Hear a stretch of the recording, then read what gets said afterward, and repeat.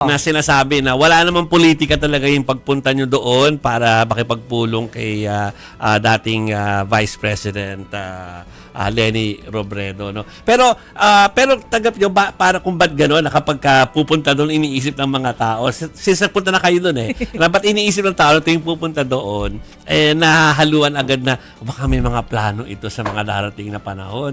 Tanggap nyo na gano'n talaga yung pag-iisip ng tao dyan. Nakita nyo ba kung bakit? Opo, nandiyan po talaga, hindi natin maiwasan Kahit anong explain natin na ang aming dinala ay ang resulta ng aming traffic study na ginawa last December based din sa request ni Mayor Leni Robredo. At ngayon, nandito lang natin kung ano nang naisip natin mga kababayan. Pero well, it's okay. Pwede tayong maging news father, tanggap natin yan.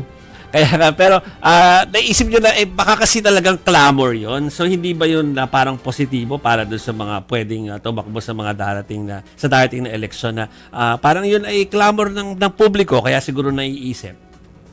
Ay sir, wala akong problema sa pagtakbo. Meron ho tayong takbo. Takbo laban sa mga bully, part 2. May kasama na pong padyak dyan sa Park Links, May 16, 2026. Ayun. Wala sinasabi. Meron pa talagang petsa si Alam mo, GM. tuwing mag-guest si GM Torre dito, yung takbo talaga lagi napopromote. Pero po, kasi kailangan po natin talagang i-surface ang issues ng bullying. Kasi kung hindi nyo ho natanong, nakuha na ho namin ang data. Pwede ko bang sabihin kung ilan Sige ang nabubuli at ang suicide rate po natin since itong March lang ngayon. Itong March lang.